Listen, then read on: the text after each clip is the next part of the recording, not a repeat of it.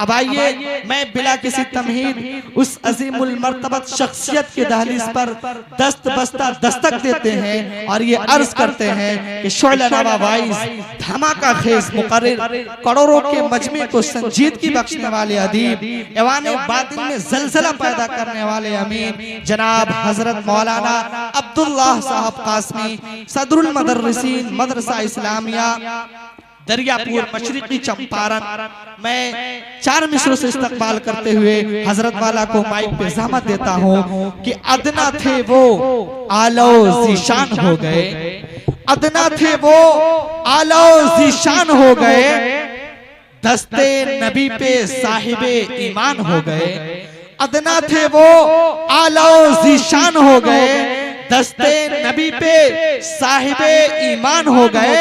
अरे क्यों पत्थरों को खुदा मानते हैं लोग, पत्थर तो कलमा पढ़कर मुसलमान हो गए। खतीबे बेमिसाल फाजिले नौजवान जनाब हजरत मौलाना अब्दुल्लाह साहब कासमी माइक पर।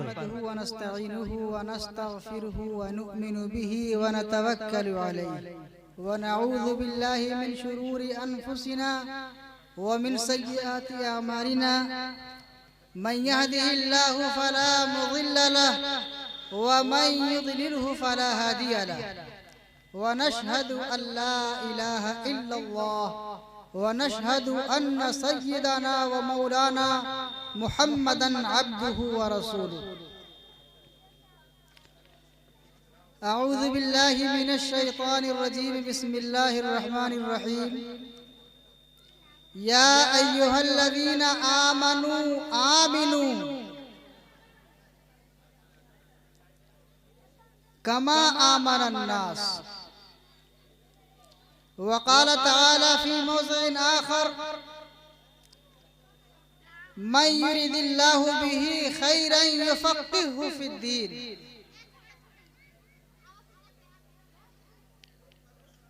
वक़ाल इन्नमा यअमुरुकुम अन तुअद्दुल अमानाति इला अहलिहा। सदक़ल्लाहुल अज़ीम। व अन अबी हुरैरा रज़ियल्लाहु तआला अन्हु क़ाल क़ाल रसूलुल्लाह सल्लल्लाहु अलैहि वसल्लम अय्यम्मा इम्रअतिन सल्लत खम्सहा व सामत शहरहा व अतात बालहा व अहसनत फरजहा मिन अय्यि अब्वाबिल जन्नति शाअत दखलतिल जन्नत मिन अय्यि अब्वाबिल जन्नति शाअत औ कमा क़ाल अलैहिस्सलातु वस्सलाम।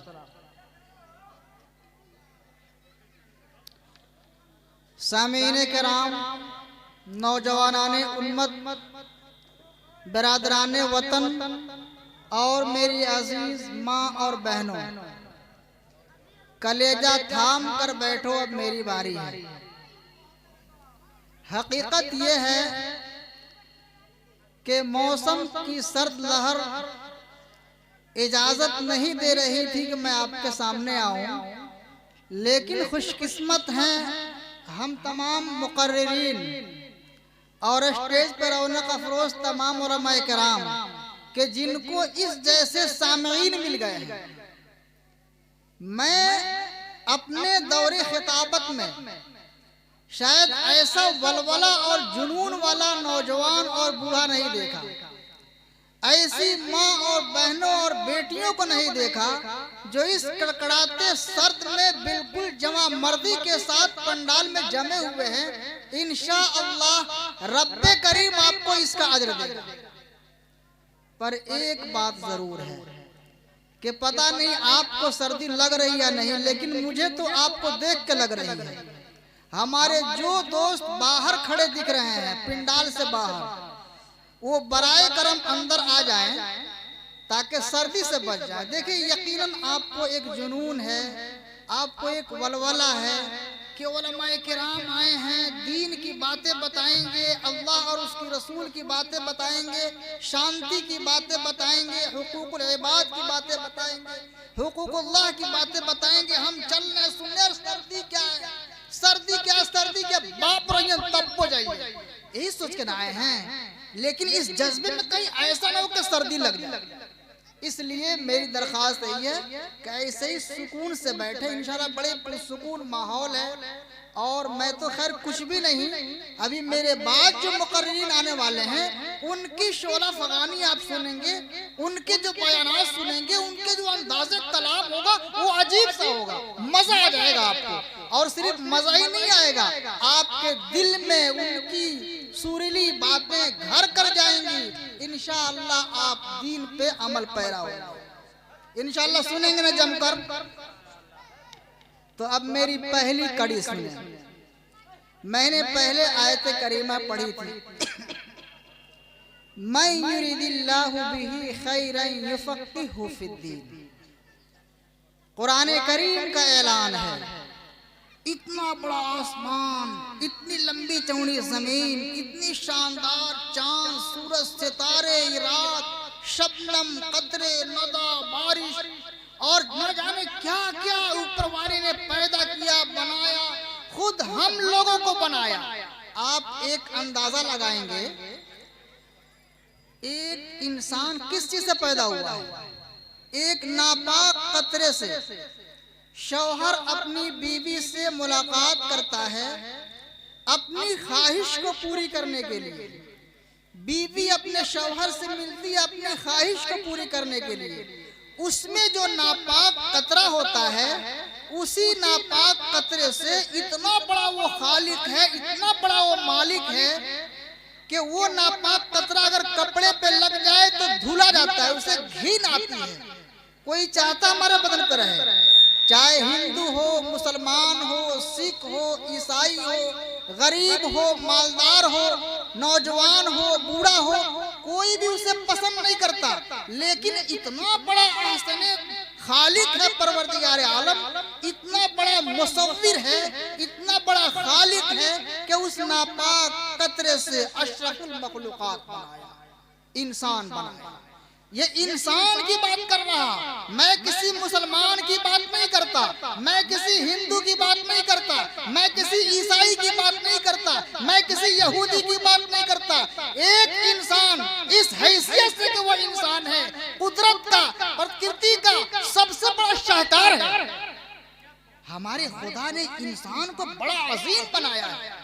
ठीक है, वो मुसलमान नहीं है, खुदा की वहदानियत को नहीं मानता, उसके एक होने के इकरार नहीं करता, वो कई बुतों को पूजता है, फिर तमाम बुतों को पूजने के बाद वो अभी कहता कि नहीं सबसे बड़ा तो एक वो है। तो अगरचे तरीका उसका अलग है, मंजिल पे पहुंचने के रास्ते उसके अलग हैं, चाहे वो भटक जाए न पहुंचे, लेकिन है तो इंसान। उसके पैदा करने के लिए तो सारे निजाम को अल्लाह ने बनाया।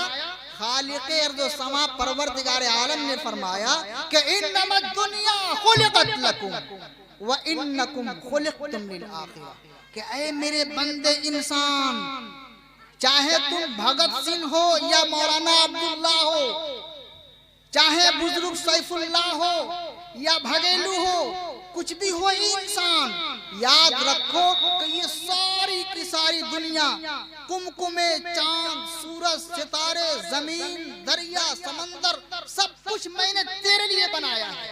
हत्ता के जानवर, चरिंद, परिंद, भैंस, गाय, खिंजीर, सारी की सारी चीजें इंसानों के फायदे के लिए बनाया।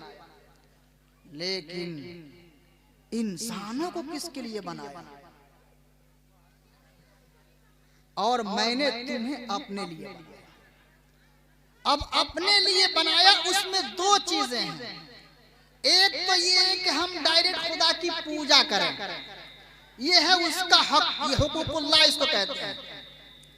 और दूसरा ये है कि अल्लाह रब्बुल इज्जत फरमाता है कि देखो, एक है मेरा हक और एक है मेरे कमजोर बंदों का हक, उसको हुकूकुल इबाद कहते हैं। अभी हमारे मुफ्ती साहब माशाल्लाह बड़ी शानदार तकरीरें कर रहे थे, और वाकईतन मुझे तबीयत चाह रही थी कि वो रात भर बोलते और मैं रात भर सुनता रहा था। बड़ी आलीशान बात बता रहे थे, मैं उसी में एक कड़ी आगे बढ़ा रहा हूँ। और उसी के हिसाब से मैंने वो हदीस पढ़ी है कि आकाए नामदार ताजदारे दो आलम अहमद मुश्तबा मोहम्मद मुस्तफ़ा सल्लल्लाहु अलैहि वसल्लम ने इन लड़कियों के लिए, इन औरतों के लिए फरमाया कि इनकी बड़ी जिम्मेदारी तुम्हारे ऊपर है। मर्द लोग उसकी निगाहदाश्त रखें, उनकी इज्जतो तौकीर करें, लेकिन इन्हें बताया कि भाई ऐसा नहीं है कि तुम भी फ्री हो।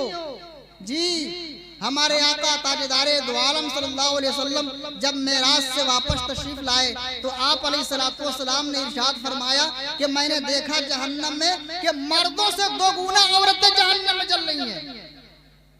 क्या बात है भाई, मर्द सब जुल्म कर रहा है, उन पे सता रहा है, तकलीफ दे रहा है, सब कुछ कर रहा है, फिर भी औरतें डबल जहन्नम में हैं। क्या वजह?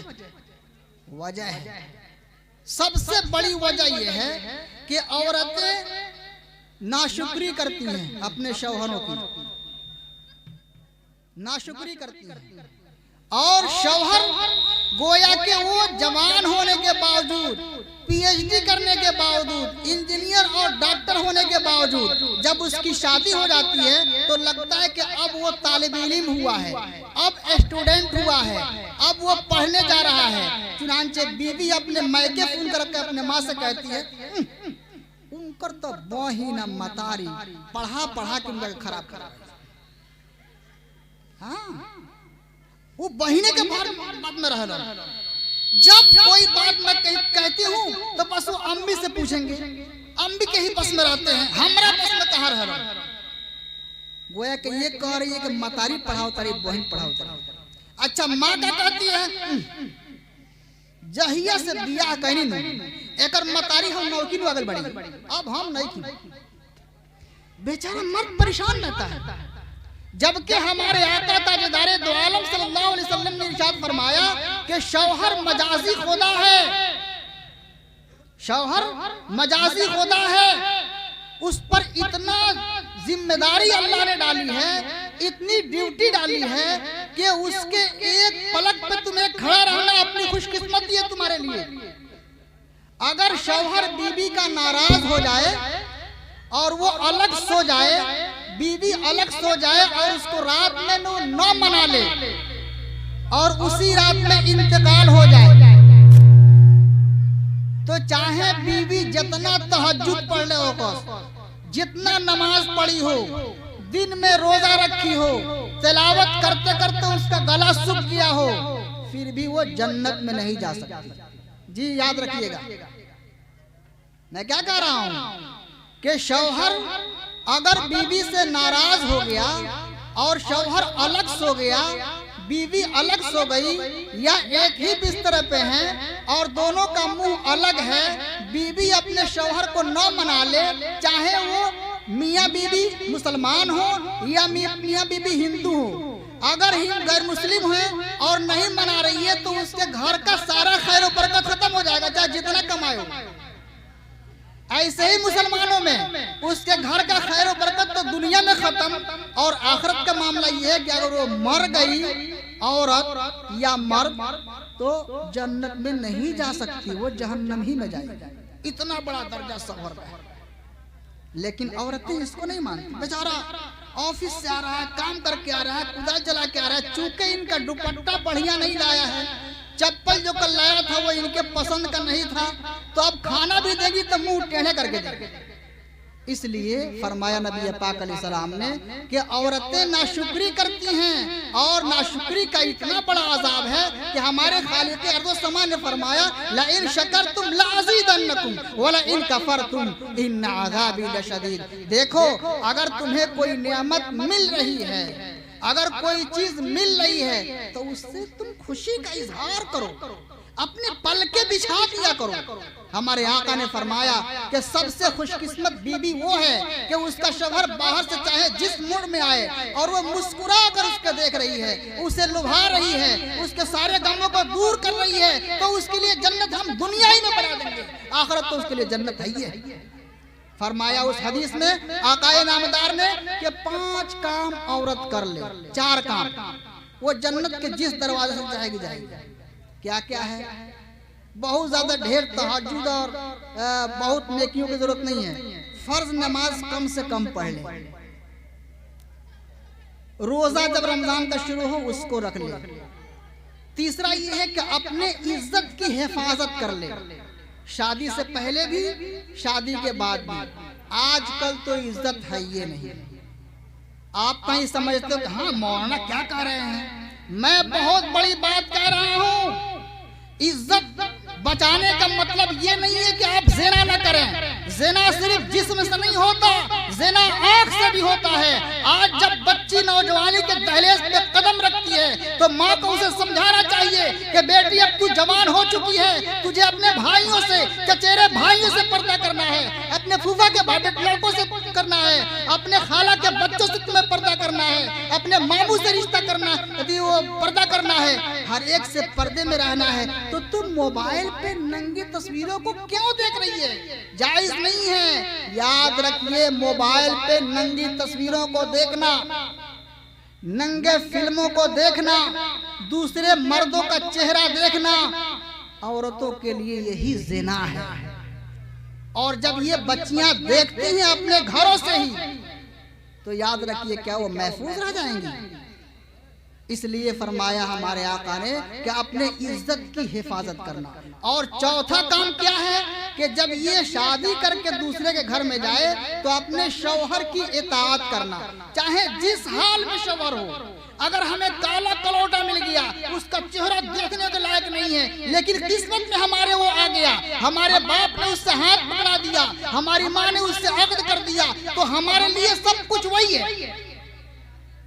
अगर ये मान लिया कि हमारे शौहर का घर हमारा घर है और अब मेरे लिए जिंदगी का हर अरमान उसी से पूरा हो रहा है, तो अब उसकी जिम्मेदारी ये है कि उसकी माँ को अपनी माँ समझे। इसलिए कि तुम एक दिन आज शादी करके उसके घर गई हो, उसके माँ ने उसे पैदा किया है, 9 माह अपने पेट में रखा है, पैदाइश के बाद 2 साल तक उसके पखाना पेशाब साफ किया है, उसके हर नखरे को बर्दाश्त किए। आपको पता है, मैं अपना वाकया बता रहा हूँ। मेरी वारदा की तबीयत खराब थी, पटना में थी, मैं उनको देखने के लिए गया और हरासमेंट की वजह से मुझे, आवाज कम करिए ना, क्या करना है, हरासमेंट की वजह से मुझे बुखार आ गया। तो बुखार जब मुझे आ गया, मेरी अम्मा को पता चला। मेरे दोस्तों, रात में 2 मरतबा मेरी नींद खुली, दोनों मरतबा देखता हूँ कि मेरी अम्मा आकर मेरा चेहरा पोंछ रही हैं। वो खुद बूढ़ी हैं, वो खुद बीमार हैं, लेकिन चूंकि बेटा गया है माँ के पास, उसको बुखार आ गया है, तो रात में 2 मरतबा देखा जब नींद खुली कि मेरी अम्मा उस रात में आके मेरा चेहरा पोंछ रही है। क्या मोहब्बत माओ की होती है यार। माँ कैसे अपने बेटे को पालती है, बाप कैसे बेटे को पालता है। बाप के घर जब बच्चा पैदा होता है तो उसका पैर, यार आवाज कम कर दो भाई, मुझे नहीं चाहिए बहुत चिल्लाना, इतनी आवाज हो कि ये लोग सुन लें। बाप के घर जब बच्चा पैदा होता है तो उसका पैर ठिकाने नहीं पड़ता है। कितने अरमान से बाप अपने बेटे को पालता है, कंधे पे ले जाता है, उंगलियां पकड़ के घुमाता है, फख्र से उसका सीना नहीं फूलता, सीना फूल जाता है।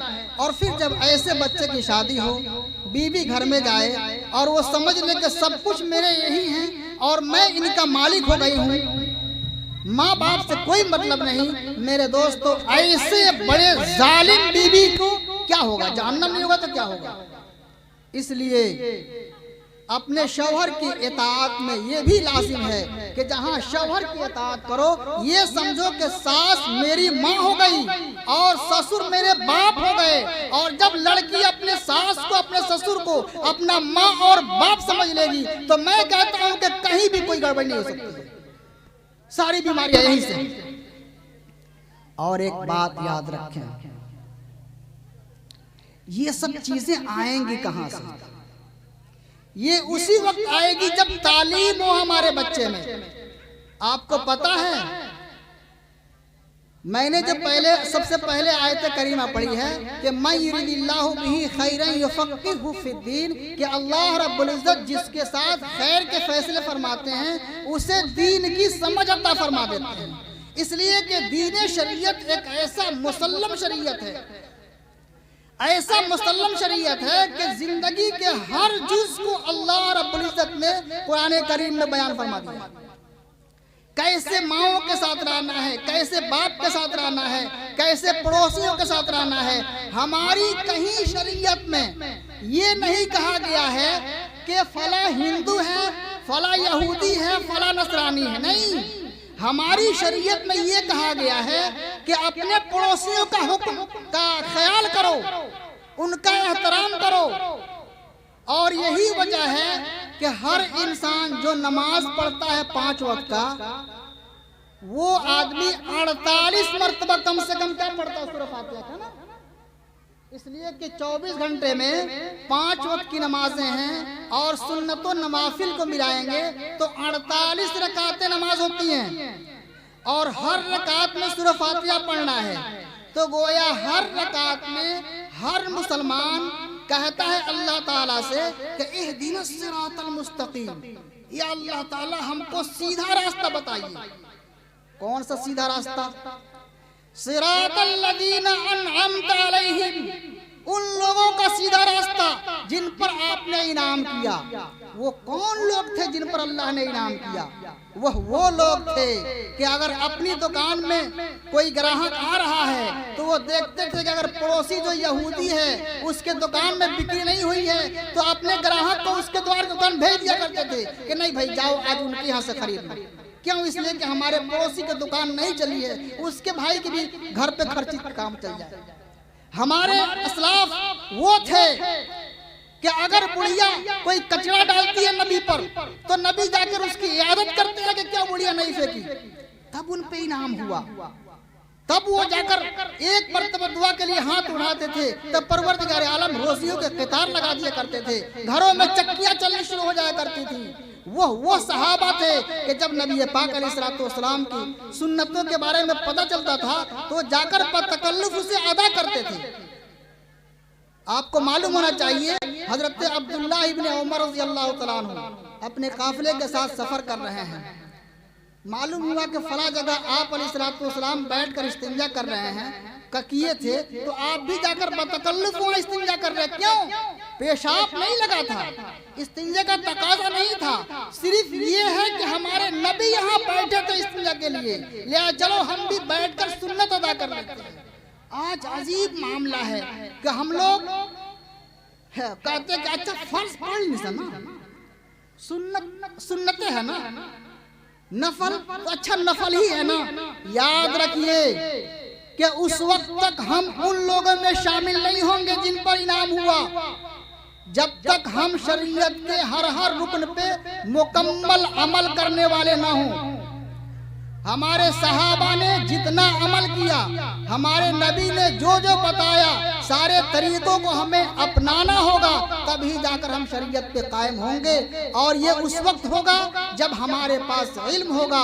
और इल्म के लिए बहुत बढ़िया इरादा किया हमारे बस्ती वालों ने, माओं ने, बहनों ने, भाइयों ने।